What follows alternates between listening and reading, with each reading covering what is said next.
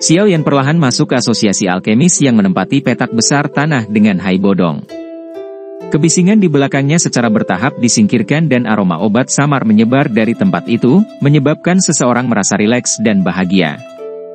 Asosiasi alkemis saat ini jauh lebih kuat dan makmur dalam hal kemampuan dan jumlah dibandingkan dengan 3 tahun lalu setelah alkemis berulang kali bergabung dengan mereka selama 3 tahun ini.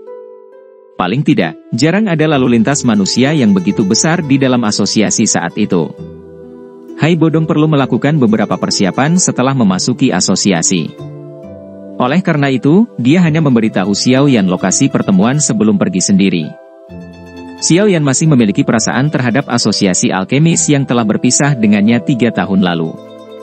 Saat itu, dia telah mengalami kompetisi penyulingan obat yang hebat yang sangat sulit baginya. Namun, dia paling banyak dianggap sebagai alkemis tingkat 3 yang bisa memperbaiki pil obat tingkat 4 ketika dia berpartisipasi dalam kompetisi saat itu. Namun, sekarang dia adalah alkemis tingkat 6 yang bisa dibandingkan dengan pil King Guhi. Peningkatan ini tidak kecil. Tatapan Xiao Yan melihat ke segala arah sebelum menarik Xian, yang wajahnya juga dipenuhi rasa ingin tahu, saat mereka perlahan berjalan ke area transaksi. Jika seseorang memiliki persepsi yang baik dan beruntung, dia mungkin dapat menemukan hal yang cukup baik di tempat seperti itu. Skyfire Trimysterious Change dari Xiao Yan adalah sesuatu yang untungnya didapat dari tempat ini. Xiao Yan masuk ke area transaksi dengan Xian. Vendor tampak tak berujung dan masa hitam kepala manusia menyebabkan Xiao Yan mengeluarkan seruan. Mengikuti pertumbuhan asosiasi alkemis selama 3 tahun ini, ukuran area transaksi telah berkembang pesat. Tatapan Xiao Yan tiba-tiba berhenti tepat setelah dia memasuki area transaksi. Dia agak tertegun melihat sosok yang seputih salju tidak jauh dari situ. Sosok itu mengenakan gaun putih sementara rambut panjangnya memancarkan sedingin es yang seperti kepingan salju. Sosok yang agak akrab ini menyebabkan Xiao Yan mengingat murid Frank yang dia temui di kota Black Rock ketika dia berlatih di Kekaisaran Jiama 3 tahun lalu, Sui Mei. Xiao Yan mendapatkan perasaan yang cukup positif untuk Fulan ke saat itu. Orang tua itu telah membantunya sedikit. Meskipun ini karena yang terakhir ingin membujuk Xiao Yan untuk berpartisipasi dalam Grand Meeting Alchemist, dia tidak memiliki niat buruk. Gadis yang memiliki karakter seperti salju sedingin es ini juga memberi Xiao Yan kesan yang cukup baik. Saya bertanya-tanya bagaimana mereka 3 tahun ini? Pikiran ini melintas di hati Xiao Yan, tetapi dia tidak mengambil inisiatif untuk pergi dan memulai percakapan. Setelah melihatnya dari kejauhan, dia menarik pandangannya dari sosok seputih salju itu. Dia menarik Xian saat dia perlahan berjalan melalui area transaksi ini dengan aliran manusia yang ganas. Tidak lama setelah Xiao Yan bergabung dengan aliran manusia, Sui Mei yang telah membungkukkan tubuhnya untuk mempelajari ramuan obat menoleh. Dia sepertinya merasakan sesuatu. Wajah gunung bersalju yang sangat indah dan halus membawa beberapa ketidakpastian, menyebabkan lalu lintas manusia di sekitarnya yang datang dan tanpa sadar akan memperlambat langkah kaki mereka. Tatapan mereka menatapnya dengan agak rakus. Sui Mei mengernyitkan alisnya sedikit di depan tatapan sekitarnya. Dia segera perlahan memasuki kerumunan manusia sebelum menghilang. Xiao Yan menarik Xian dan berjalan di sepanjang jalan kecil yang dipenuhi pedagang. Tatapannya berulang kali menyapu vendor itu. Mungkin itu karena cakrawala telah melebar tetapi dia tidak dapat menemukan satu hal pun yang dapat menarik minatnya setelah menghabiskan 10 menit lebih. Semuanya rusak barang kutu, Xian menampar mulutnya dan bergumam. Yawan yang biasanya dia makan semuanya disempurnakan dari bahan obat yang sangat langka di mata orang biasa. Bahan obat biasa tidak berbeda dengan sampah di matanya bahkan jika itu agak jarang di pasar ini. Xiao Yan juga tidak berdaya menghadapi ini. Sepertinya ingin menemukan harta karun seperti Skyfire Trimysterious Change, di tempat ini memang perlu mengandalkan keberuntungan. Karena tidak ada keuntungan, Xiao Yan akhirnya melepaskan harapan seperti itu setelah berkeliaran sedikit lebih lama. Dia tanpa daya menggelengkan kepalanya ke arah Xian. Saat dia hendak pergi, keributan terjadi tidak jauh di depannya. Kadang-kadang, bahkan ada tawa penuh teka-teki yang nyaring. Xiao Yan biasanya tidak tertarik menjadi pengamat hal-hal seperti itu. Oleh karena itu, dia hanya mengangkat matanya sebelum membalikkan tubuhnya dan bersiap untuk pergi. Namun, saat dia membalikkan tubuhnya, suara geram yang jelas ditransmisikan dari kerumunan, yang menyebabkan dia berhenti. Tatapan Xiao yang melewati celah di kerumunan dan samar-samar melihat sosok seputih salju. Dia melambaikan tangannya ke arah Xian dan berkata, "Sepertinya aku tidak bisa pergi begitu saja seperti ini." Begitu dia mengatakan ini, dia menarik tangan Xian dan dengan cepat berjalan menuju area tempat keributan itu berada. Sesaat kemudian, dia masuk ke kerumunan dan menyapu pandangannya ke gangguan di dalamnya. Pada saat ini, Sui Mei diam-diam berdiri di tengah kerumunan. Namun, wajahnya yang biasanya agak terlalu putih dan indah itu dipenuhi dengan amarah. Ada beberapa pria berjubah alkemis berdiri tidak jauh di depannya sambil tertawa ketika mereka melihat wajahnya yang merah merona.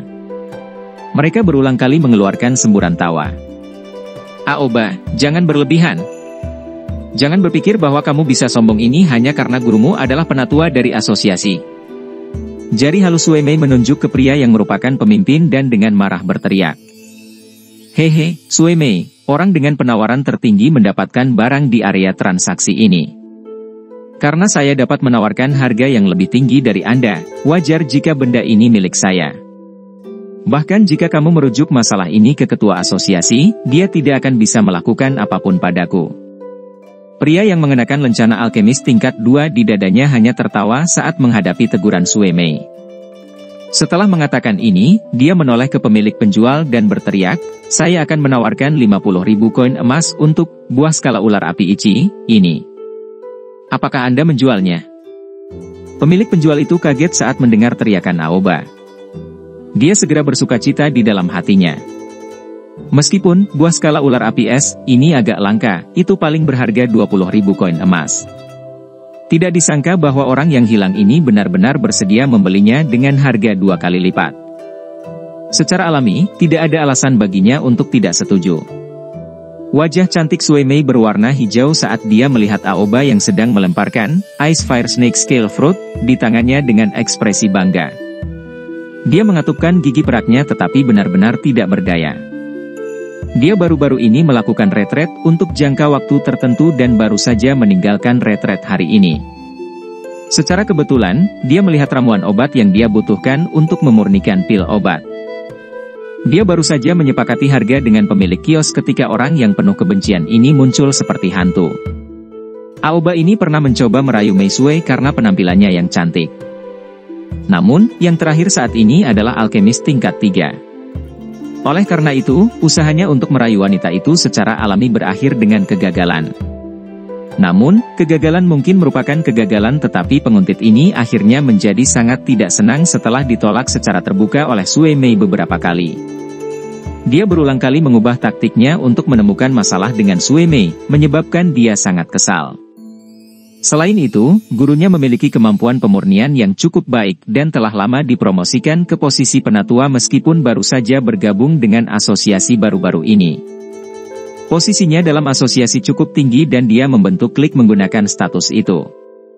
Selain ketua asosiasi dan wakilnya, orang dengan otoritas tertinggi dalam asosiasi adalah Guru Aoba. Karenanya. Namun, Sui Mei jelas meremehkan kekejian dari permain lengket ini. Toleransinya telah menyebabkan Aoba mengambil keuntungan apapun yang dia bisa dapatkan. Dia akan datang dan mencari masalah di setiap kesempatan.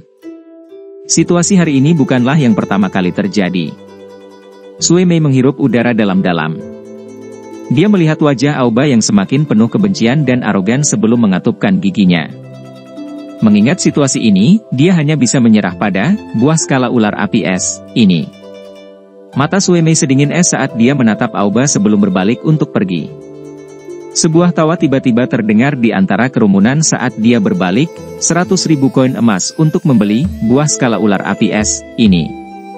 Semua orang kaget saat tawa ini terdengar. Mereka segera mengalihkan pandangan mereka dan melihat seorang pemuda berjubah hitam yang sedang menarik seorang gadis kecil berambut ungu di sampingnya. Beberapa orang tanpa sadar memberinya tatapan menyedihkan. Apakah orang ini baru? Dia benar-benar berani mempermalukan Aoba? Tawa ini juga menyebabkan Sui Mei menoleh untuk melihat pemuda berjubah hitam itu. Wajah yang agak akrab itu membuatnya terkejut. Sesaat kemudian, dia akhirnya mengingat pemuda yang telah meninggalkan kesan mendalam padanya. "Kamu, bukankah?" Sue Mei tertegun saat dia melihat pemuda berjubah hitam itu. Dia tersentak tetapi kata-kata yang sampai ke mulutnya dengan tergesa-gesa ditelan saat melihat penonton di sekitarnya.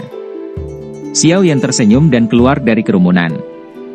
Dia mengamati Sue Mei sejenak sebelum tertawa. "Apakah Grandmaster Frank baik-baik saja?"